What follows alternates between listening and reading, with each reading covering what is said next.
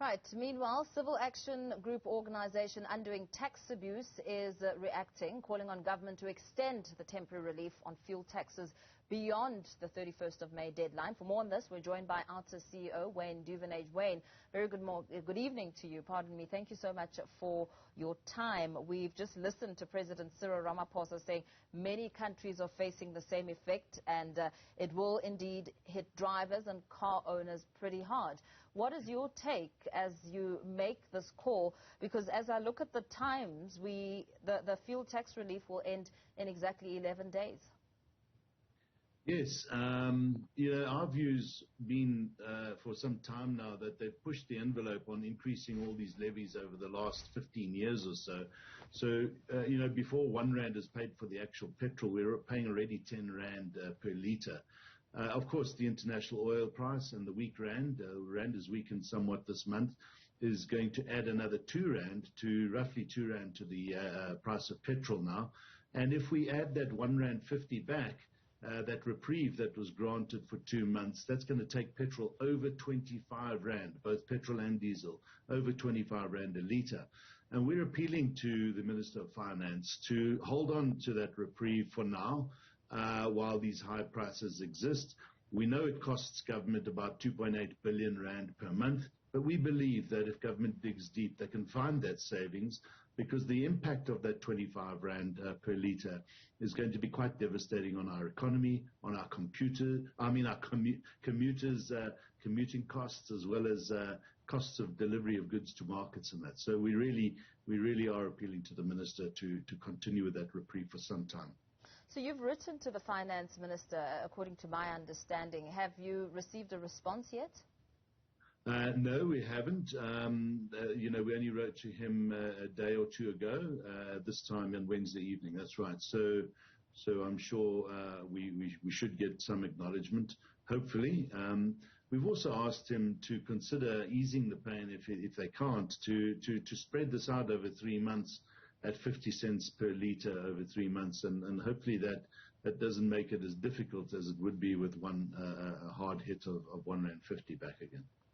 What happens then if the response comes back and the answer is a no, it's not going to happen? What does this essentially mean for us as motorists? Well, he has the right to do that.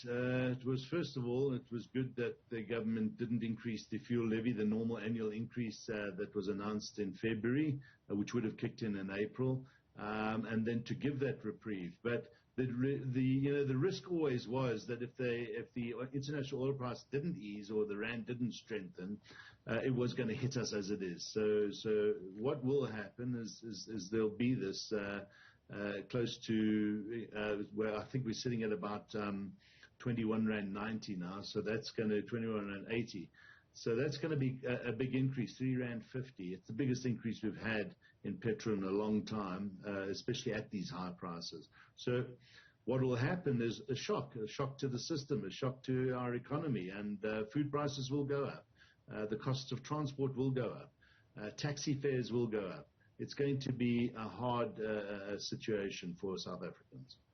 And keeping the fuel levy reprieve in place for longer, what do you believe that may do for National Treasury as they now consider and perhaps think even harder on what the solutions are? I mean, we've just heard President Cyril Ramaphosa saying that, admitting that drivers and motorists will be hit quite hard, and he's not sure how they're going to wiggle around it just yet. Well, I think they can. I think this gives government an opportunity to look at the square in the eyes of all cabinet ministers, of all departments in government, to dig deep for savings. This is the time that we should be calling on the public sector to look at the zero-based budgeting, really find ways to save money for this country so that we can keep this fuel levy down, which as we've said, is far too high. It shouldn't be where it is anyway.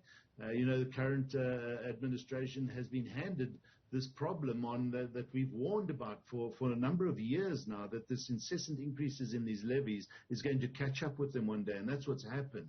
So this does give government an opportunity to really introduce prudent spending, reduce costs, we don't think it's going to be difficult for government to find a saving of 2.8 billion rand per month. It shouldn't be difficult. So, let's hope that he uses this opportunity to call on all sectors of government to save costs, and that way keep the fuel levy as low as it is, and maybe keep it there for good. And what does the R1.50 re-entering the picture, so to speak, essentially mean when it boils down to how much motorists will be expected to fork out?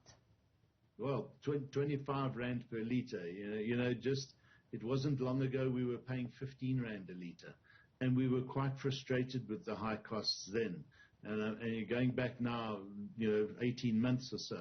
So we really have allowed this petrol price to increase because of the weaker rand. We need government policy to strengthen the rand. We shouldn't be bouncing around 16 rand. I know we've been a bit higher than that for a brief period at 18 rand per dollar. But 16 rand the rand shouldn't be trading there. It was trading at 14 rand just a couple of months ago. So we need to get the rand back, and we need to hold these levies, and we'll be able to bring petrol price down if the international oil price drops down to $80 a barrel again, which it might if this pressure eases around the Ukraine and Russian war. We could see petrol prices getting back down to the 17, 16 rands per litre. That's where it should be. Very well, Wayne. Thank you so much for your time. Let's hope the Finance Minister responds within this 11-day period. Wayne Duvenage, CEO of Organisation Undoing Tax Abuse, speaking there and calling to extend the petrol tax relief as South Africans might land in deep trouble. 25 rand a litre for fuel is surely not the answer.